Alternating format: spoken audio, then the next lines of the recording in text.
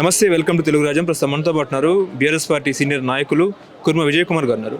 విజయ్ కుమార్ గారు, నిన్న ఆలేరు సభలో సీఎం మాట్లాడుతూ, రేవంత్ రెడ్డి మాట్లాడుతూ కేసీఆర్ ప్రభుత్వాన్ని తొడగొట్టినా పడగొట్టినా అన్నట్టు మాట్లాడుతున్నారు. ఏం చెప్తారు? రేవంత్ రెడ్డి గారు దేవుడి దయ వల్ల ప్రజల్లో అవకాశం ఇచ్చడం వల్ల కాంగ్రెస్ పార్టీకి మీరు ముఖ్యమంత్రి అయినారు.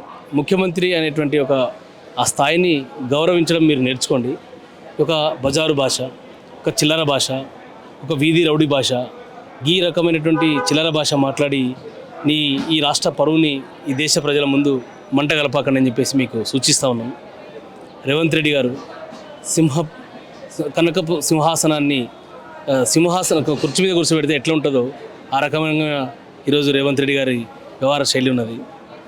మీకు ప్రజలు అధికారం ఇచ్చింది మీ యొక్క 6 గ్యారంటీలు నమ్మి, మీ యొక్క కల్లిబొల్లి హామీలు ఇవ్వడం వల్ల ప్రజలు నమ్మి మీకు ఓట్లు ఇస్తే ఈ రకంగా మీరు చిల్లర భాష మాట్లాడేదని అడుగుతా ఉన్నారు. వాళ్ళు ఏం మాట్లాడుతున్నారు? రేవంత్ అన్ని అబద్ధాలు మాట్లాడుతున్నారు. నిన్న గంధమల్ల రిజర్వాయర్ని మీరు ప్రారంభించడానికి వెళ్ళారు. ఆలేరు నియోజకవర్గానికి వెళ్ళారు. గంధమల్ల రిజర్వాయర్ అనేది ఆ రోజు కేసీఆర్ గారి ప్రభుత్వం కాళేశ్వరం ప్రాజెక్టులో భాగంగా ఆ యొక్క మల్లన్న సాగర్ నుంచి కొండపోచమ్మ సాగర్ నుంచి ఇది గంధమల్లకు బసవాపురంకు నీళ్లు తీసుకువచ్చి ఒక రిజర్వాయర్ని ఆ రోజు మా పార్టీ 9 టీఎంసీలకు ప్రతిపాదన చేసింది, పరిపాలన అనుమతులు ఇచ్చింది. తదనంతరం 4 టీఎంసీలకు ఆ ప్రాంతంలో రైతులు కొంచెం ఇబ్బంది పడతా ఉన్నారు, భూసేకరణలో ఇబ్బందులు అవుతూ ఉన్నాయంటే 4 టీఎంసీలకు అనుమతులు తీసుకొచ్చి చేసినటువంటి మా ప్రభుత్వం ఈరోజు రేవంత్ రెడ్డి గారు వచ్చిన తర్వాత ఆ ప్రాజెక్ట్ని, ఆ రిజర్వాయర్ని, గంధమల్ల రిజర్వాయర్ని 1.41 టీఎంసీలకు కుదించి ఈరోజు ఆ ప్రాంత రైతులకు నోట్లో మట్టి కొడతా ఉన్నాడు రేవంత్ రెడ్డి. మరి ఆ గంధమల్ల రిజర్వాయర్కు ఎక్కడి నుంచి వస్తున్నాయి రేవంత్ రెడ్డి గారు? కాళేశ్వరం నీళ్ళే కదా. అంటే మీరు ఒకవైపు ఏమో కాళేశ్వరం కూలిపోయిందని చెప్తారు, ఒకవైపు ఏమో కాళేశ్వరం పనికిరాదని చెప్తారు, మరి మరోవైపు కాళేశ్వరం ప్రాజెక్టులో అంతర్భాగమైనటువంటి గంధమల్ల రిజర్వాయర్ని పోయి మీరు ఓపెన్ చేస్తారు. అంటే మీ యొక్క ద్వంద్వ నీతి ఏంది? మీ వైఖరి ఏంటి? మీరు ఈ పచ్చి అబద్ధాలు మాట్లాడుతూ ప్రజలని ఏదో మీరు కన్ఫ్యూజ్ చేసి ఏదో చేసే మీరు మీ స్థాయిని మీరు పెంచుకోలేరు.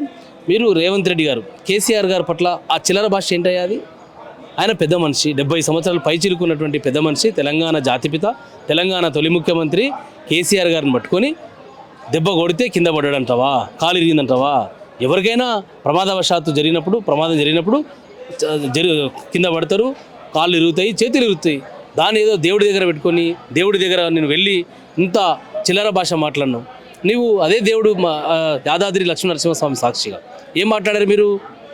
ఆ రోజు 2 లక్షల రుణమాఫీ చేస్తా అని చెప్పేసి మీరు హామీ ఇచ్చి ఓట్లు పెట్టినారు. ఆ నరసింహస్వామి సాక్షిగా నిన్న మళ్ళా పచ్చి అబద్ధాలు మాట్లాడారు. మీరు దేవుడిని అవమానపరిచినారు, ప్రజలను అవమానపరిచినారు, విద్యార్థులను అవమానపరిచినారు, తెలంగాణ సమాజాన్ని అవమానపరిచినారు. తెలంగాణ అనే పదాన్ని ఎందుకు నువ్వు మాట్లాడట్లేవు రేవంత్ రెడ్డి అని అడుగుతా ఉన్నాను నేను. ఇప్పుడు మీ పార్టీ అంట భారత రాష్ట్ర సమితి కాదంట, దయ్యాల రాష్ట్ర సమితి అంట, దానికి అధ్యక్షుడు అంట కేసీఆర్ అంట. ఆ కేసీఆర్ ఇప్పుడు ఫామ్ హౌస్లో పడుకున్నాడంట, అంటే నిజమేనా? ఈ రాష్ట్రానికి రేవంత్ రెడ్డి ఒక పెద్ద దయ్యం, ఒక శని. రేవంత్ రెడ్డి ముఖ్యమంత్రి అయిన తర్వాతనే ఈ రాష్ట్రంలో మొత్తం కూడా రాష్ట్ర సంపద ఏ రకంగా తగ్గిపోతూ ఉందో తెలుస్తూ ఉంది. ఈ రాష్ట్రంలో వ్యాపారం ఏ రకంగా కుదేలైపోతుందో తెలుస్తూ ఉంది. ఈ రాష్ట్రంలో రియల్ ఎస్టేట్ రంగం ఏ రకంగా కుదేలైపోయి ఇలా ప్రజలు విలవిలలాడుతూ ఉన్నారు. ఇవాళ మహిళలు కొట్టుమిట్టాడుతూ ఉన్నారు, విద్యార్థులు రైతులు సమస్యలతో కొట్టుమిట్టాడుతూ ఉన్నారు. ఈ రాష్ట్రానికి పెట్టిన శని, ఈ రాష్ట్రానికి పెట్టిన దయ్యం, పెద్ద దయ్యం ఎవరైతే ఉన్నారో అది రేవంత్ రెడ్డి. ఈ రాష్ట్రానికి పట్టిన అతిపెద్ద దయ్యము, అతిపెద్ద శని రేవంత్ రెడ్డి, కాంగ్రెస్ పార్టీ. ఇది కాంగ్రెస్ పార్టీ, ఇది ఒక స్కాంగ్రెస్ పార్టీగా అవతారం చెందింది.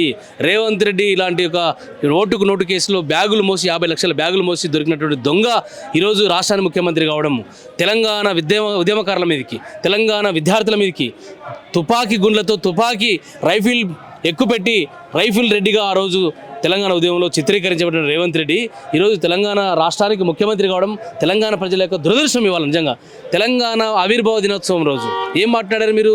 తెలంగాణ రాష్ట్ర ఆవిర్భావ దినోత్సవం రోజు తెలంగాణ ప్రజలకు శుభాకాంక్షలు చెప్తూ జై తెలంగాణ అనాలి కదా. ఎందుకు నీ నోటి నుంచి జై తెలంగాణ వర్డ్ రావడం లేదు? ఆ పదం ఎందుకు రావడం లేదు? అంటే తెలంగాణకు ద్రోహి కేసీఆర్ అనేటువంటి ఒక 3 అక్షరాలతో ఈరోజు ఈ రాష్ట్రం భారత పార్లమెంటరీ వ్యవస్థలో 29వ రాష్ట్రంగా భౌగోళికంగా ఈ రాష్ట్రం రూపొందింది. 10 సంవత్సరాల పాటు అద్భుతమైనటువంటి పాలనని కేసీఆర్ గారు అందించి దేశంలో నంబర్ 1 చేశారు. కానీ రేవంత్ రెడ్డి గారు కేసీఆర్ అనేటువంటి 3 అక్షరాలు లేకపోతే తెలంగాణ ఎక్కడిది, ఉద్యమం ఎక్కడిది, తెలంగాణ ఎక్కడిది, తెలంగాణ అనేటువంటి రాష్ట్రం లేకపోతే తెలంగాణ ప్రదేశ్ కాంగ్రెస్ కమిటీకి అధ్యక్షుడిగా ఎట్లా ఉండేవాడివి నువ్వు, ఏ రకంగా ఉండేవాడివి, తెలంగాణ రాష్ట్రానికి ఎట్లా ముఖ్యమంత్రి అయ్యేవాడివి. కాబట్టి తెలంగాణని కేసీఆర్ గారిని విడదీయరా అనేటువంటి బంధం ఇద్దరిది. ఇది ఒక పేగుబంధం, కేసీఆర్ గారికి తెలంగాణతో ఉన్నటువంటి పేగుబంధం ఇది. కాబట్టి మీరు ఎన్ని కుతంత్రాలు మాట్లాడినా, ఎన్ని కుట్రలతో మీ యొక్క వ్యవహారం ఉన్నా, ఏ రకంగా మీరు చిల్లర భాష మాట్లాడినా కేసీఆర్ని తెలంగాణ ప్రజల నుంచి విడదీయలేరు అని చెప్పేసి ఈ సందర్భంగా తెలియజేస్తా ఉన్నా. Thank you. హలో, తెలుగు రాజ్యం ఛానల్ చూస్తున్నారా? సామాజిక రాజకీయ జీవన చిత్రణే తెలుగు రాజ్యం. అతిశయోక్తులు అసత్యాలు ఉండవు. రాజకీయ కోణం కాదు, ప్రజా కోణమే కొలబద్ద. తెలుగు రాజ్యం వీక్షణ మీ ఉత్తమ అభిరుచికి నిదర్శనం.